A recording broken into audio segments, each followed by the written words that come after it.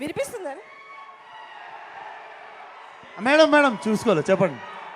So అంటే starting డేస్లో కాబట్టి ఈ మూవీ స్క్రిప్ట్ యాక్సెప్ట్ చేశారు. ఒకవేళ ఇదే స్క్రిప్ట్ ఈ డేస్లో మీ దగ్గరికి వస్తే యాక్సెప్ట్ చేస్తారా? డెఫినెట్లీ చేస్తా మేడం. అదే స్టోరీ కదా, డెఫినెట్లీ అదే మంచి సినిమా. అప్పుడు మంచి సినిమా, ఇప్పుడు చెడ్డ సినిమా అయిపోదు కదా. ఎందుకంటే రియల్ లొకేషన్స్లో మీరు షూట్ చేశారు. అప్పటికి విశ్వక్సేన్ అంటే పెద్దగా ఎవరికి తెలియదు. సో మీరు రియల్ లొకేషన్లో షూట్ చేస్తున్నప్పుడు అఘోరా అనుకుని రియల్గానే మీకు బెగ్గర్ అనుకుని కాదు మేడం, హిమాలయాలో ఇప్పుడు కూడా నన్ను ఎవడు గుర్తుపడతాడు?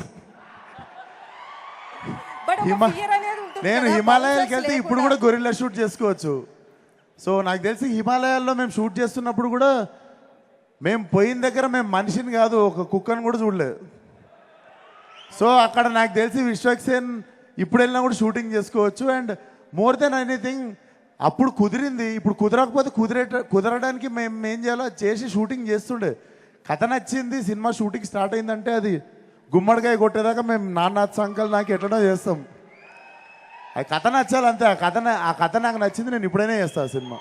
సో కొంతమంది మీ ఫ్యాన్స్ కావచ్చు, కొంతమంది ఏమంటున్నారంటే విశ్వక్సేన్ హీరోగా కంటే అఘోరాకే నిజంగానే చాలా సెట్ అయ్యాడు అంటున్నారు. బెస్ట్ కాంప్లిమెంట్ గా అందుకే సినిమా చేసిన కదా, మేడం. Hi bro.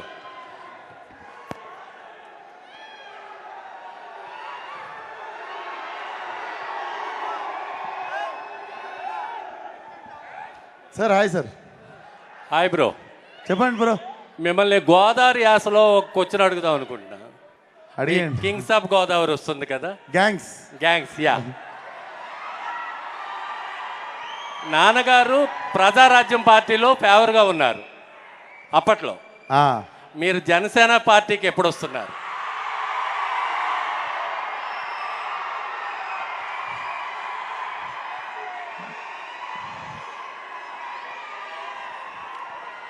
నేను డొనాల్డ్ ట్రంప్కి పెద్ద ఫ్యాన్ సార్.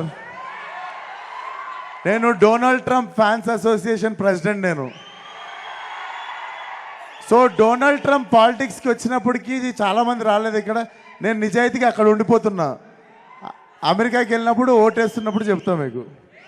డన్.